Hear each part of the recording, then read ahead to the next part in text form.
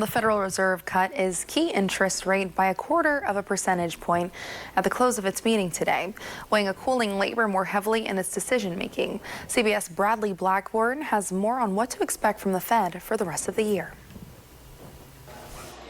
Working to balance a softening labor market and creeping inflation, the Federal Reserve issued its first rate cut since last December. The committee decided to lower the target range for the federal funds rate by 1/4 percentage point to 4 to 4.25%. That reduction means it's slightly cheaper to borrow money, bringing down rates for credit card interest and car loans. The long-awaited move follows continued warning signs about hiring. Really, over the last 4 months, we've seen a marked slowdown as companies kind of sit on their hands and wait to see how tariffs hit the economy. The labor market slowing down is a bigger risk than inflation bubbling up. A stronger than expected retail sales report this week shows Americans are still spending money, though it's not clear shoppers are getting as much for their dollar. Fed Chair Jerome Powell says the central bank is still watching how tariffs may drive up prices. Those are not very large effects at this point, and we do expect them to continue to build over the course of the rest of the year and into next year.